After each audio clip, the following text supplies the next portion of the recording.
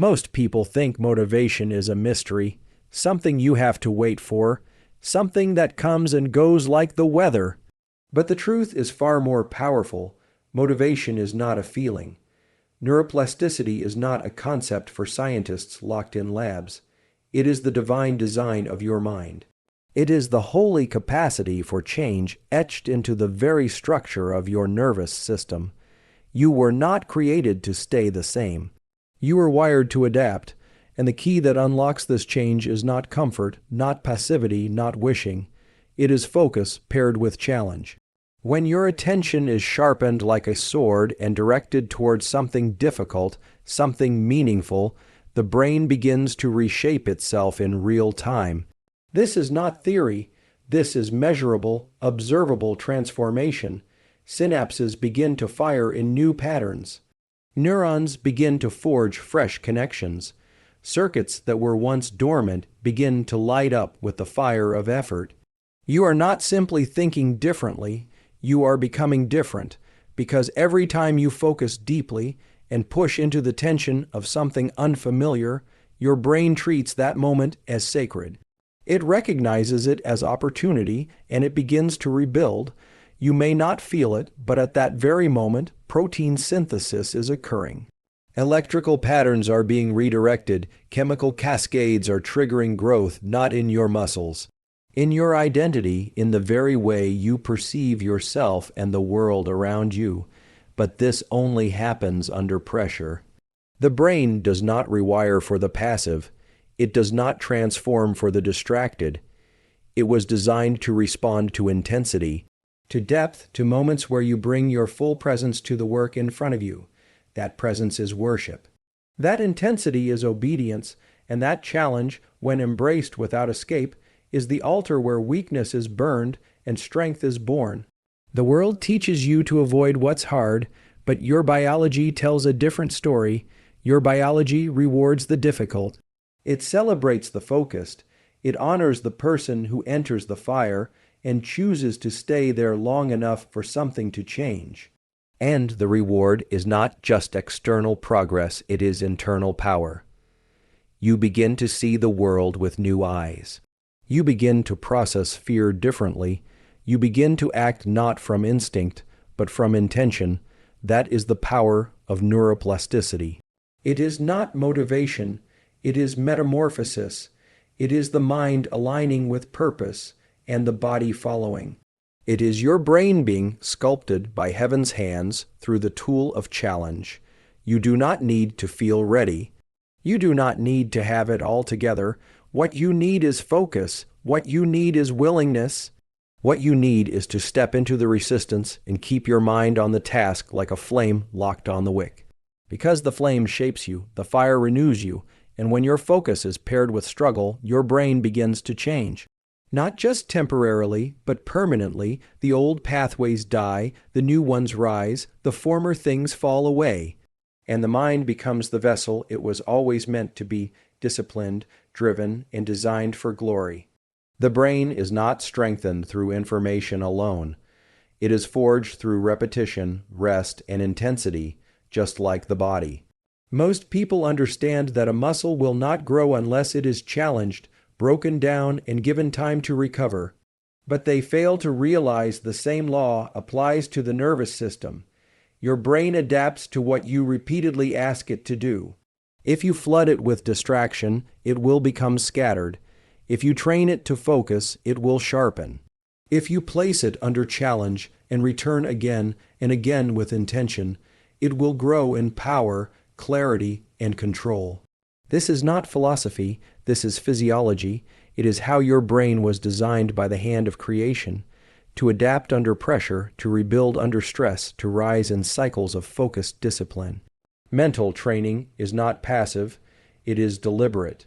It requires that you push your brain to do things that are uncomfortable, reading difficult material when you want ease, sitting still in deep concentration when your instincts scream for novelty, delaying gratification in a world begging you to indulge. Every time you resist the urge to scatter and you choose to remain fixed on the task, whether it's studying, planning, journaling, building, or creating, You're placing strain on your neural circuits. That strain is what signals growth. The synapses fire faster. The pathways reinforce. The network of your mind begins to realign around your goals. But just like physical training, that intensity must be followed by recovery. Sleep becomes the sacred window where those circuits stabilize. When you sleep, your brain doesn't turn off. It works. It consolidates. It strengthens the very pathways you trained. Without that sleep, without that quiet restoration, the effort doesn't stick. Just like overtraining a muscle, a fatigued brain loses its edge. It loses the opportunity to evolve, and then comes repetition, the final force in the holy trinity of neural power. You must return, day after day, again and again, even when you don't feel the change, even when the world doesn't see the progress. Repetition is your offering. It is the signal to the mind that this path is worth preserving. This behavior is worth reinforcing. This identity is worth forming, and the more you return, the more automatic the behavior becomes. You stop fighting for discipline. It becomes your default. You stop striving to focus. It becomes your nature, because your brain is not static. It is obedient. It listens to what you feed it. It becomes what you train it to become. This is how you become mentally unstoppable. Not through hype, but through the holy rhythm of intensity, recovery, and repetition. Not through shortcuts, but through cycles of challenge and devotion. Your brain was made to transform, but it waits for a signal. That signal is your sacrifice, your daily discipline, your unwillingness to back down, and when you send it, the mind doesn't just change, it transcends. It becomes a tool not of survival, but of dominion. A mind no longer shaped by the world, but shaped by fire, by structure, by the sacred act of showing up again and again with everything you have. Cold is not just sensation, it is stimulus. It is the sacred tool that strips away illusion and confronts the nervous system with clarity. Most people run from discomfort, not realizing that discomfort is the door. When you step into cold, deliberately, intentionally, without panic, you engage one of the most powerful neural training methods available. Your body screams to escape, your heart races, your breath shortens, but in that moment when you choose to stay, you're not just enduring, you're rewiring. The cold doesn't just test your body, it reveals your mind, and when you learn to master your response in the cold, you begin to master your response to life. Because the circuits that control panic, fear, hesitation, those same circuits are activated in adversity. And when you train them under pressure, they adapt, they stabilize, they become obedient. Breath is the access point. It is the sacred thread that connects body to mind, physiology to spirit. When your environment becomes chaos, breath becomes order. Inhale and exhale. Low, deep, controlled becomes the anchor. When you use breath to regulate your state under stress, you teach your nervous system that you are not the victim of circumstance. You are the architect of response, and that response is what builds strength. You begin to move from reactivity to sovereignty, from survival to stability. This is not mental toughness in theory. It is toughness encoded into your biology. The vagus nerve calms the heart. The prefrontal cortex regains control. The amygdala, the fear center, loses power. And you rise not in fantasy, but in neurological fact. When you enter cold and use breath to stay present, you build something eternal. You carve new thresholds in the mind. You expand your capacity to face adversity in every area of life. Because your brain doesn't just respond to temperature, it responds to your decision. It watches what you do under stress, and it rewrites your limits accordingly. This is how warriors are formed, not by avoiding discomfort, but by transforming it into discipline. By turning the temporary sting of exposure into a lifelong edge, you train your nervous system to become calm under fire. And in a world where most people crumble under stress, you walk in peace not because life is easy, but because you have trained yourself for the storm. This is the divine principle hidden in the ice. Discomfort is not your enemy, it is your altar. Breath is not a reflex, it is your sword.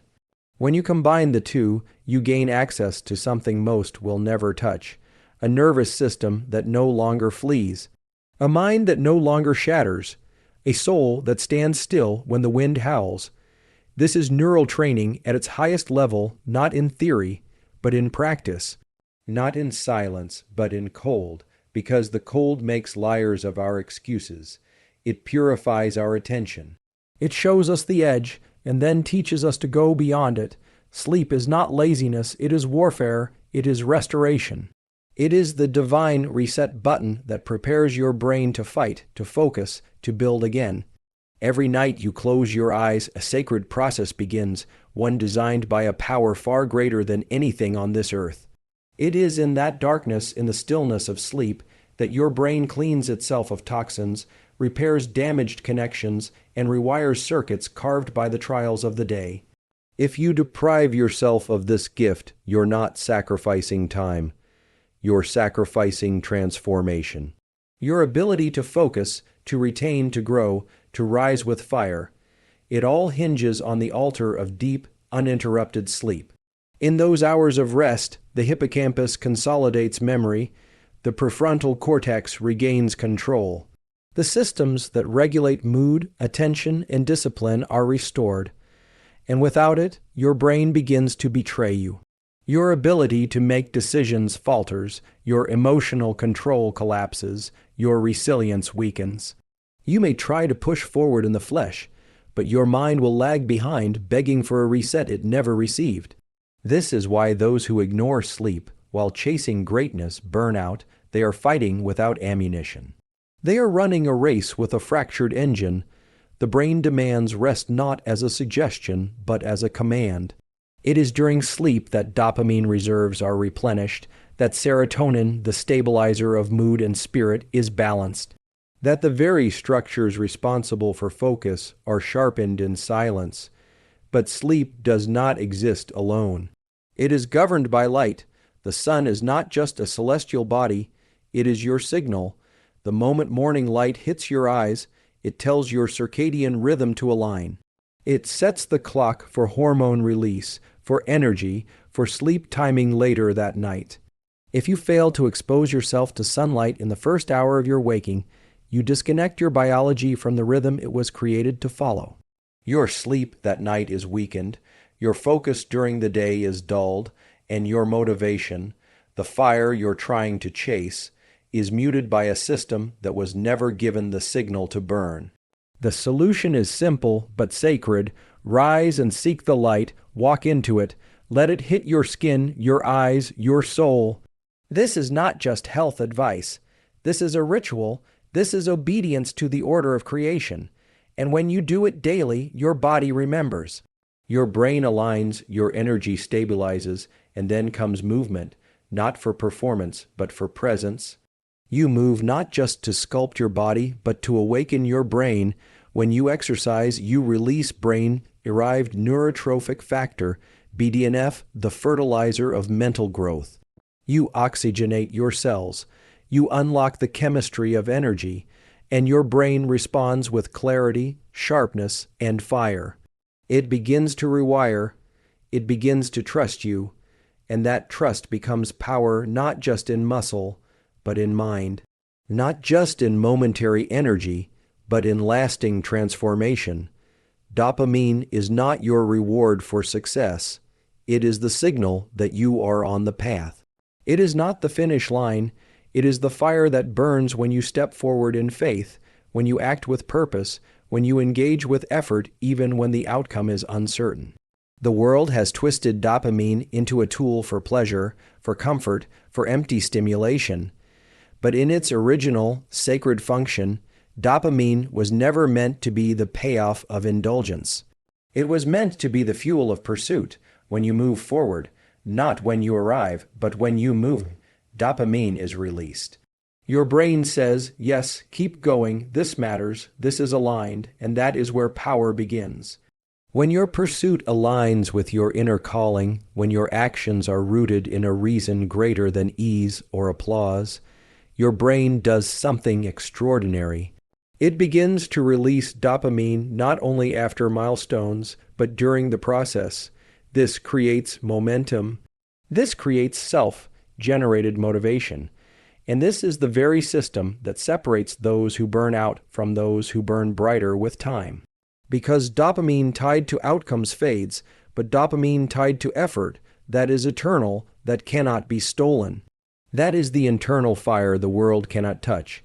This is how you build a motivation that does not rise and fall with likes, with results, with external praise. You build a system that rewards the climb, not just the summit. The journey becomes the joy. The process becomes the prize. But this internal system must be protected. You cannot flood it with empty rewards, junk food, endless scrolling, meaningless wins, and expect it to stay sensitive to real effort. Just as a muscle becomes dull with overuse, the dopamine system becomes numb with overstimulation. The sacredness of the pursuit is lost when you distract it with constant gratification. But when you delay the reward, when you hold off on the pleasure, when you train yourself to love the work itself, your brain begins to adapt. It releases more dopamine for smaller victories, it sharpens its sensitivity, it rewards focus, and soon the act of showing up, of stepping forward, of facing the resistance becomes enough. Not because it's easy, but because it's holy, because it is in the effort that you find identity. This is how purpose fuels biology. When your why is strong, your brain follows. When your goal is internal, rooted in mission, in responsibility, in obedience, your nervous system shifts into a different gear. The circuits of fatigue are quieted. The drive systems awaken. You stop asking, "How do I stay motivated?" You start declaring, "I was made for this. I was wired for pursuit. I was built to keep going," and that declaration activates something ancient in your chemistry, something sacred in your design. You realize that dopamine was never about chasing feelings. It was about chasing meaning, about reinforcing the call of the soul through the action of the body, about uniting biology and destiny in a way that makes your very movement an act of worship. The prefrontal cortex is the command center of discipline, the throne of focus, the gatekeeper between impulse and intention. It is the part of your brain that makes you human, that gives you the power to override urges, silence chaos, and choose what is right over what is easy. But this power is not automatic. It is trainable. It is a muscle that must be activated again and again through conscious decision and aligned action. Every time you choose to focus instead of scroll, to stay calm instead of panic, to rise when the body says rest, the prefrontal cortex is engaged. And that engagement reshapes the brain. It strengthens the circuits that separate you from the noise of the world and reconnects you to the truth of your mission. You cannot build a life of clarity if the prefrontal cortex is offline. You cannot walk in purpose while being led by impulse. The limbic system, the ancient region of emotion, desire, fear, will pull you into survival, into reaction, into comfort. But the prefrontal cortex, when trained and entrusted with your attention, lifts you out of the immediate and reconnects you with the eternal. This is where long-term thinking is born. This is where you set goals not for applause, but for alignment. This is where you act not from pressure, but from purpose, and the more you train this system, the more natural it becomes. You no longer have to fight distraction. You become immune to it. You no longer wrestle with laziness. You become wired for movement. The prefrontal cortex begins to override the internal noise, and obedience to the call becomes instinct. This rewiring happens when you step into structure, when you give your brain commands and expect it to obey, when you set your sights on what must be done and allow no part of you to negotiate it away. The cortex adapts under pressure, not pressure from fear, but pressure from faith. When you discipline your eyes, your breath, your schedule, your brain responds. It sharpens, it stabilizes, it begins to fire in patterns that reinforce not just action, but identity. You begin to see yourself as someone who follows through, who finishes, who endures. That belief becomes reality, and that reality begins to shape the world around you, but it begins inside, in silence, in unseen moments of resistance. It begins when you rise before the world calls, when you build in the dark, when you say no to lesser things so you can say yes to the higher call. That's where the prefrontal cortex becomes holy ground. That's where neural power is forged. It is not given, it is trained. And as it is trained, it becomes the shield of your purpose and the sword of your obedience.